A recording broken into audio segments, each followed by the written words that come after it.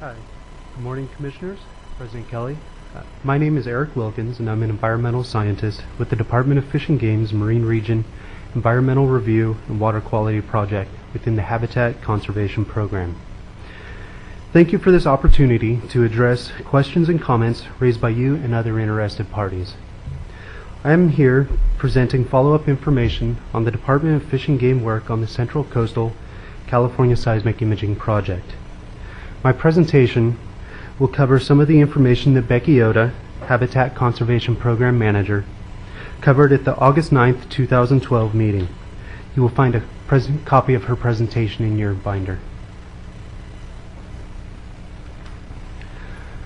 I will provide an overview of analyses and comments made by the Marine Region on the Central Coastal Seismic Imaging Project, which I will refer to as the project for the rest of my presentation.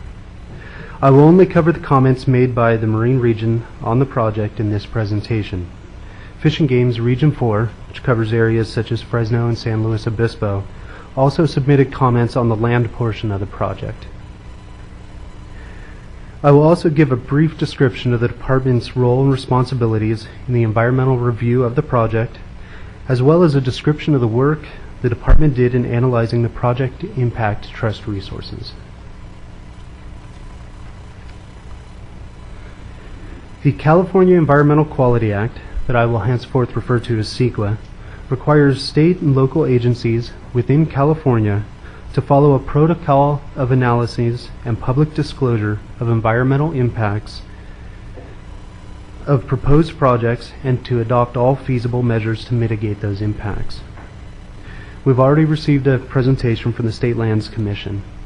So the Department, as the trustee agency for fish and wildlife resources, provides requisite biological expertise to review and comment upon CEQA documents and makes recommendations regarding those resources held in trust for the people of California.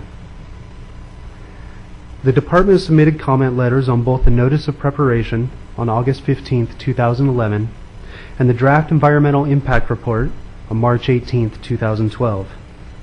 Additionally, the Department submitted comments to the National Science Foundation for the National Environmental Policy Act for this project on August 15, 2012.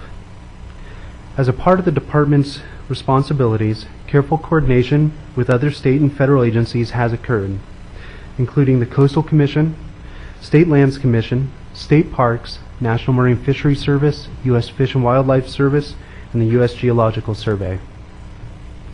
The State Lands Commission and Pacific Gas and Electric, henceforth referred to as PG&E, have been consulting with the Department on all aspects of the project since 2010. Please bear with me, I have quite a bit of information on this slide. So, first off, the Department Environmental Review staff conducted an extensive review of scientific literature pertaining to the impacts to marine resources from high-energy sound sources. Staff consulted with experts in the field of seismic and sound energy impacts. The Department consulted with Dr. Art Popper in August 2012. Dr. Popper is a professor at the University of Maryland and co-dean of the Center for Comparative and Evolutionary Biology of Hearing. He specializes on the impacts to fish from sound sources such as pile driving and seismic air guns and has done work in California. A summary of the discussion is included in your meeting binder. For the scientific collecting permit, after extensive review of the literature, consultation, and coordination, the Department determined a scientific collecting permit, henceforth referred to as SCP, would be necessary for both the geophone and seismic survey components of the project due to potential impacts to marine resources both inside and outside the MPAs. In particular, Department analysis determined the potential mortality of larval fish and invertebrates would require a SCP. Hence, the Department required the preparation of a larval fish mortality model that is included in the SCP and included in your briefing book. The SCP will be discussed in greater detail by Brian Owens in the following presentation. In regards to the fish and invertebrate monitoring, following the June 2012 Fish and Game Commission meeting, the Commission advised PG&E to create a monitoring plan for the project. The Department has been involved with reviewing and commenting on the fish and invertebrate monitoring plan using our extensive knowledge and expertise. And again, please bear with me, this slide has a lot of information as well. So, I will now cover the results of the Department analysis. In regards to larval fish and eggs, the literature suggests damage or impacts to larval fish may occur up to 5.5 meters from the air guns. The estimate from the larval fish mortality report is approximately 0.1% of the annual entrainment at Diablo Canyon. For adult fish, some of the literature suggests take may occur. What that take is proves difficult to assess. The majority of the literature suggests that fish may show a startle response. For marine mammals, there stands a good chance for take to occur on marine mammals without proper avoidance measures, which those avoidance measures are part of the draft or part of the final EIR. We commented that no take of fully protected species can occur, such as sea otters and Guadalupe fur seals. For the geophones, while they are temporary, the Department determined there is potential for impact to the seafloor due to the geophones as they are placed on the bottom of the seafloor in the MPAs and outside the MPAs, as well as potential impact from the cables that connect to the geophones. Additional information will be discussed by Brian regarding the restrictions on the geophones in the SCP. I'd like to highlight some of the things that came up in the discussions with Dr. Art Popper. One, much more is known regarding impacts to marine mammals than fish and invertebrates. And two, there will in all likelihood be some adult fish that will be impacted or taken by the project. What that number is will be difficult to determine. And while there is no direct information or direct literature behind the ramp-up period that's being used for marine mammals, that may also work as a mitigation for adult fish. Finally, with so little information that has been published, the Department remains concerned regarding impacts to marine resources. Hence, the proposed and still being considered conditions and restrictions that will be attached to the SCP. So in summary, since the Department has been involved with the various phases of the project since fall of 2010, as a trustee agency, the Department has reviewed the pertinent CEQA documents and reviewed the project for impacts to species listed under the California Endangered Species Act. The Department has commented on the project during the CEQA and NEPA processes and coordinated with other state and federal agencies. The scientific collecting permit for the project is pending, and the Department has been providing input to PG&E and their consultants on the fish and invertebrate monitoring proposal for the project. Thank you. I'm available for any questions you may have. Any comments, questions? Okay. Great. I think our next, thank you, we're going to kind of step you through the outline of a draft scientific collecting permit, and Brian Owens is going to do that for us. It's still morning. Good morning, Commissioners. President Kellogg, thank you for having me here today. My name is Brian Owens. I'm an environmental scientist with the Marine Region. My primary responsibility with the Marine Region is to process and coordinate our scientific collecting permits. And the purpose of my presentation today is to actually speak on PG&E's scientific collecting permits. I'm going to get into more the meat of our conditions and restrictions. But I want to give you a little bit of overview of the process of issuing scientific collecting permits, what to expect when you're looking at the application that you have in your binders. Then I'll explain two principal reasons why we're going to issue, or we're proposing to issue a scientific collecting permit to Pacific Gas and Electric, or PG&E. And finally, I will walk through those conditions and restrictions for you on the scientific collecting permit. So there are two primary pieces of regulations that guide the department in regards to issuing a scientific collecting permit. One is in Fish and Game Code 1002, and the other is found in Title 14.650. And the department is, as was previously mentioned, responsible for issuing the scientific collecting permits, but still we're subject to the restrictions and regulations that the Commission determines are appropriate. Scientific collecting permits are issued for when take is involved in marine waters. And what's important to note here is that the department may amend the conditions of the scientific collecting permit, or SCP, at any time. Even if we issue a permit and it goes live, it goes up to the applicant, we can still pull it back and change those conditions should we find something's going on with the project. So we issue scientific collecting permits for a wide variety of projects covering educational and research activities when take occurs. And scientific collecting permit is the department's primary mechanism for managing these activities. And we do review all the projects on a case-by-case basis. And but regardless, each application must meet a set of criteria that we ask for to describe the project.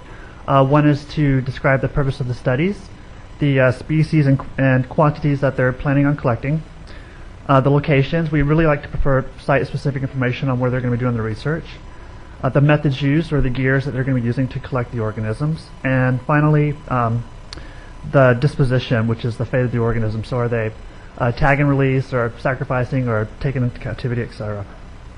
And what's the most important part of issuing these scientific collecting permits is trying to determine whether or not the project plans on working in a marine protected area. And if they do this, they really need to provide some solid justification for working in the MPA. We ask them a series of questions on the application. You will see that on the application. That really gets at whether or not the project is appropriate for being done within an MPA. And we do have a decision tree that the Marine Region uses to help guide us in reviewing each project that wants to work in an MPA. And basically what this is a 14-question dichotomous key. It's a yes/no series of questions that we ask of the project. And really this tool primarily gets at the appropriateness of the project being conducted within the MPA, and really whether or not it should be done outside the MPA, and that the data they're looking for can actually be obtained outside the MPA, then that is our primary preference, is for them to do the work outside the MPA. And just for background, we did bring an issue paper with our decision tree to the MRC. I can't remember if it actually made it to the full commission about 1.5 years ago, and so you have that in your records at some point. So when the application is complete and the scientific collecting permit is issued, its purpose is to allow for the take of wildlife and plants for bona fide scientific education or propagation purposes. And so it's important to note for this meeting what the scientific collecting permit does not do. Okay, it does not act as a tool for mitigation, nor is it solely there to allow the project to take any species under the California Endangered Species Act or any fully protected species. And also, just because you have a DFG collecting permit doesn't eliminate the need for you to obtain any other permits from the federal, state, county agencies, as was previously mentioned. And so when PG&E approached us about 2 years ago now, we did advise them that they should apply for a scientific collecting permit for 2 reasons really. One, because take would be involved, and 2, because take would be involved in, or was proposed to be involved in 2 marine protected areas. One would be Point Bouchon State Marine Conservation Area, and the other one was Point Bouchon State Marine Reserve. And so PG&E has applied, and the permit is, it's considered draft, and we are reviewing it right now, as you know. So you have a copy of that permit in your binders. I'm sure you've looked at it. We have made some slight changes in the past week or so, mostly editorial in nature. There's one major change we did make to it that I'll go over in a few slides. But what this permit is going to be issued as what's known as an entity permit. And typically, scientific collecting permits are issued to individuals and not to institutions. And so those individuals with the scientific collecting permits, they must be in the field at all times while the research is going on. They're the sole responsible party for that project. And so they have to actually be in the field at all times when the project is undertaken. But in this case, we determined, and we used Fish and Game Code 1002.5, that authorizes us to issue entity permits to an institution that the department determines is appropriate. And we did think that in this case it was appropriate to give PG&E a permit for this project because of the complexity. And it allows PG&E some flexibility to still hire subcontractors to go out and do the work. And PG&E staff don't necessarily need to be in the field at all times, but their subcontractors who are the specialists can go out and actually do the surveys. Typically, entity permits are issued to California certified small businesses or zoos and aquariums. That's primarily what we issue entity permits for. But however, in this case, we thought it was appropriate to give PG&E the entity permit for mainly liability concerns. And so, what does the collecting permit authorize? Right now, we're proposing to authorize the incidental take. It's important. It's all incidental of benthic organisms from the geophones, which will be laid on the bottom. They're basically seismic sensors, and so we're authorizing marine benthic invertebrates and algae. We're also authorizing the take of larval and juvenile fish due to the sound waves, and we're also proposed to authorize the project can be conducted in 2 marine protected areas, Point Bouchon and State Marine Reserve and Point Bouchon State Marine Conservation Area. And also we're authorizing to be done in other areas in state waters. And there's a time restriction that Jennifer did bring up. It's going to be a 2-phase approach in 2012 and 2013. And so we're restricting them between November 1st and December 31st, and that is a condition on the permit. So the collecting permit itself, we are not going to authorize the take of adult fishes. That's important. I'm not going to authorize the take of fully protected species, for instance, sea otters, marine mammals, or any species under the California Endangered Species Act. And when the geophones are placed in the water, we do want them to send divers out in the nearshore environments to manually place those geophones down to monitor and to avoid sensitive habitats and species such as abalone or kelp. And also, all the equipment, geophones and cables must be removed after the project is done. And we want them to actually do a survey of the area where the geophones are being laid to examine any type of disturbance to the habitat that may have occurred. And also, a fish monitoring plan must be included with the collecting permit, which it is, and you've probably taken a look at that already. And so, one of the main conditions that we're putting on the permit is the requirement that there be some fish observers out on 2 of the vessels. This is a slight change than from the draft document that you have. We're going to require a fish observer on one of the support vessels to look for anything on the surface, floating fish, anything that dies or damages the marine life. Also, we're requiring a fish observer and who also knows about macroinvertebrates on the ROV vessel to look for anything underwater happening while the survey is going on. And the observers are going to be required to report back to the department immediately should they notice any damage to marine life during the course of the project. And also, we're going to authorize that necropsies be performed on any dead fish that are found on the surface of the water, so that we can determine the cause of death. I think that's very important. So to sum it up, we are proposing to issue a SCP to PG&E because take is expected to occur. The SCP will allow some take, but we're going to prohibit the take of sensitive species, as I previously mentioned. And there are a lot of conditions that you see in the permit. And one of the primary conditions that we're including is the requirement of independent. And there's been some slight editorial changes from the permit we have now, so it's slightly different, but not substantial. And also, kind of the main point that was brought up earlier is we will not issue this permit until all the other permits are approved and sent out. We're kind of going to be the last person to approve the permit if we decide to do that. And yeah, I am free for questions. Thank you. Commissioner Rogers. Thank you, Brian. Very interesting presentation and very salient, Director Baum. A quick question for you. The list. Go back to the list of. Well, no, don't bother. There were a number of takes that were not permitted, and some takes that were, and incidental takes of this, that, and the other thing. No adult fish, et cetera, and they're going to be observers. What is going to be, as you envision it currently, or perhaps you're not there yet, but what is going to be the protocol? You said there was going to be instantaneous communications with the department. So what will constitute, in your mind, or are you there yet, a shutdown, an instantaneous communications are one thing, but the observation of something that is unacceptable is another. What is that is unacceptable? Sure. And what shuts down the protocol, the survey protocol, and how fast is that going to be shut down?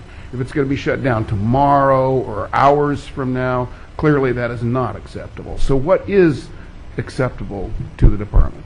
Sure, I think there's two pieces of this. For sure, if there's any take of listed species under CISA, done, immediately shut down. And then they'll have to consult with the department to resume. Any take of fully protected species? Well, because if that happens, the project has become a crime scene. Exactly. Right. Yeah, and so any take of fully protected species or such birds or marine mammals. And so those are the two parts for sure will be in immediately cease operations. The third part, we're still trying to hammer out the details, which is the take of adult fish. We're trying to work that out. That's way more complicated. And so we're in process right now of developing a plan. I understand that to be true, and I'm perfectly in accordance with your deliberations to that effect. So, before the next question, I would just tell you that there were 4 things that strike me of great importance in Brian's presentation, which was an excellent presentation. The first is, we have an unprecedented convergence of events and subject matter here, which has necessitated what's a pretty unprecedented idea of doing a workshop. We don't typically provide outline of a draft permit because we never see such a permit with this kind of subject matter. So we haven't done it before, which is why we're asking for advice and input.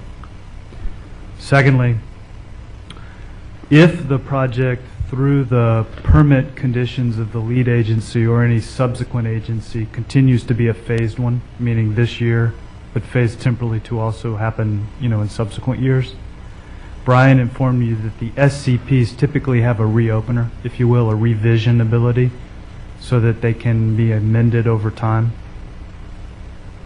Third, the idea of pursuing an entity permit is important here as it relates to responsible parties, and rather than have responsibility rest with a contractor and consultant, we're thankful that the company is willing to consider itself as being the responsible entity for any permit. And then fourth, draft, evolving. There's conversation underway, which is why today's informational and not an order to issue or vote to approve. Director Bonham, I must tell you that I am immensely impressed with the department's approach to this problem, and I think it reflects a great deal, at the risk of sounding patronizing, your leadership. I'm very grateful for that, and you have my heartfelt thanks for that. This is an unprecedented, as you better said than I, event. It needs the utmost scrutiny. Commissioner Roger, I'm going to go to Commissioner Sutton now because it was his turn. Mr. Sutton. Thank you, Mr. President. I completely agree with the position of my fellow commissioners on this. Thank you for the great presentation. I was curious about one, in addition to the adult fish issue, which I'll be curious how you resolve. You made a statement that a scientific collecting permit is not an opportunity for mitigation. And yet a number of the conditions that you're proposing to place on the permit look like mitigation. I mean, they're certainly restrictive, and as Director Bonham pointed out, the mere restriction of the project in terms of area and time is mitigation itself, although maybe not conditions of this permit. I was confused, though. Surely the conditions we put on permits are designed to mitigate any impact, right? It could be like a technicality, I suppose. Yeah, it might be the case, Commissioner Sutton, that the presenter meant more like compensatory mitigation under the context of natural resource damages than mitigating a proposed project down to the smallest or de minimis impact. Director Master. Yes, I would like to, given this has been a great conversation so far, but I think reflecting on the questions from the commissioners and the directors, teeing this up as an unprecedented situation, given the nature of our MPAs and that this whole notion of scientific collecting and MPAs is still in a development phase, as Brian Owen pointed out, that you have in front of the MRC draft guidelines for science in MPAs, and the fact that we may see more projects. One of the things I want to have you keep in your pocket is kind of opportunities for lessons learned and things you may want to go back later through a regulatory process if you want to produce more rigid guidelines for scientific collecting, etc.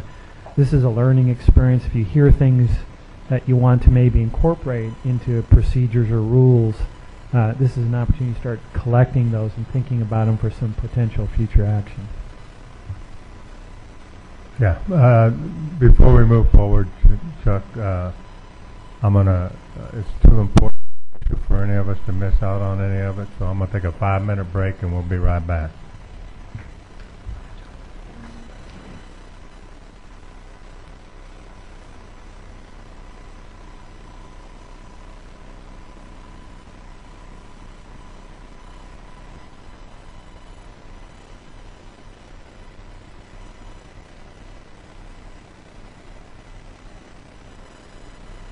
Continuation of their.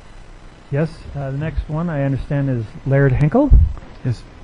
So we will quickly cover sea otters, and then I think that's the entirety of kind of the department's technical presentations. We also have some federal agencies with us who've thankfully agreed to attend, and then I believe the company has some comments. But let me just put another exclamation point on the unprecedented component by telling you that one of the responsibilities, indeed requirements for the department, is to be in direct communication with our federal counterparts. So when it comes to sea otters, the United States Fish and Wildlife Service really has a kind of regulatory role here. It's also the case that this project is likely to prompt the department needing to pay substantial attention to consultation with tribal interests who may raise some concerns about the project, and in the event that happens, the department takes those responsibilities very seriously.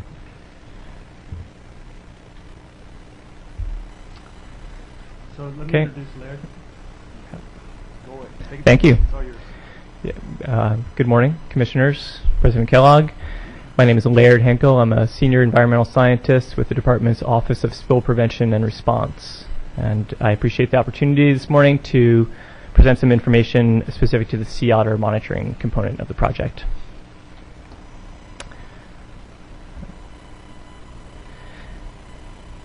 The southern sea otter, which is the subspecies that occurs in California, is listed as threatened under the Federal Endangered Species Act and is fully protected by the state of California. It's also protected under the Federal Marine Mammal Protection Act. The overall population of southern sea otters is about 2,800 animals in California, about 600 of which are likely to occur in the Diablo Canyon Seismic testing project study area from about Cayucas to Pismo Beach. So as you know, there is concern that the noise associated with the project may cause impact to marine mammals, including sea otters. Sea otters are actually less sensitive to sound than harbor porpoises and other cetaceans, but the effects of sound on sea otters are largely unknown. So because of this uncertainty, the U.S. Fish and Wildlife Service, as the lead agency for the recovery and management of sea otters, has included or will be including in their authorizations for the project a requirement for intensive monitoring of sea otters.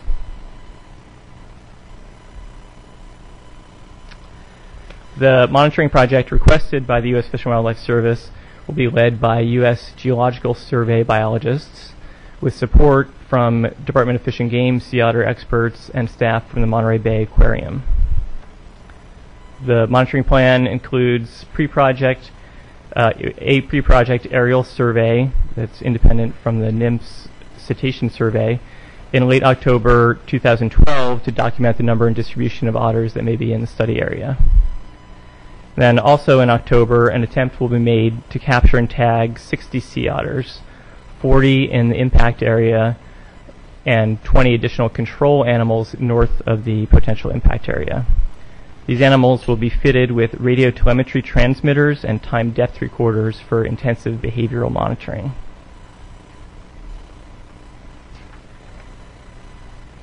Biologists will then track the tagged animals and monitor their behavior through January 2013 and again during the second year of the seismic testing project in late 2013. Finally, potential mortality of sea otters will be monitored per a separate marine mammal stranding plan currently being developed in conjunction with the National Marine Fisheries Service to address any marine mammals stranded ashore. This plan includes post-mortem exams of any dead sea otters recovered to determine the probable cause of death, and copies of the draft stranding plan as well as the sea otter monitoring plan, I believe, are in your binders.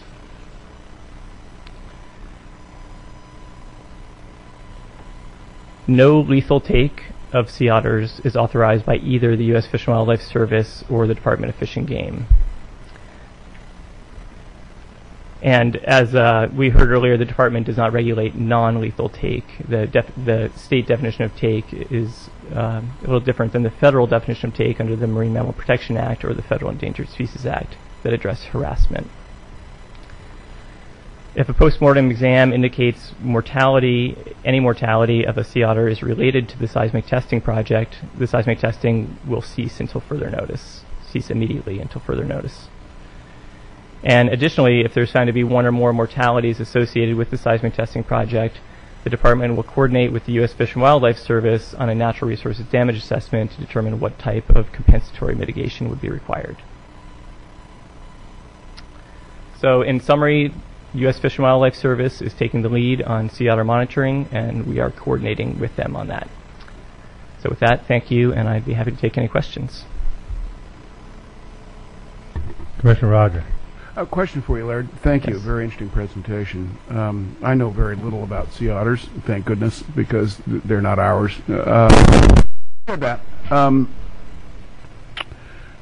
Are you aware of any studies with related to disturbance in the sea otter population, such as sound, or there are other things that relate to ongoing behavioral modifications to the animal? In other words, ability to reproduce or anything like that. Are there any studies out there that show disturbance in a population of some profound event of any kind that that comes to your mind that would then potentially reduce whether we may not have a take at that moment, but ultimately if they lose their their interest in creating more little fuzzy sea otters, then that's not a good thing for this population. Do we have any studies like that? That is a really good question. I am not aware of any studies that address that question specifically, but there may be studies that I'm not aware of that the U.S. Fish and Wildlife Service. No, I'm not aware of any myself, but I'm not the right source for that. But that is exactly what the detailed monitoring plan proposed by the U.S. Fish and Wildlife Service is intended to address. This detailed tracking beyond just mortality, but what are they doing over the entire course of a year, say? Thank you. Good job. Thanks, Larry. You're on, Chuck. That concludes kind of department presentations on analysis to date. I think up next are other agency presentations, if you'd like to continue walking through that quickly. Commissioner Kellogg, do you want to break for lunch now, or do you want to continue? Yeah, is it ready? Okay. Well, what do we need? Half hour? Half hour? We'll be back at 12:30. We're going to take a lunch break.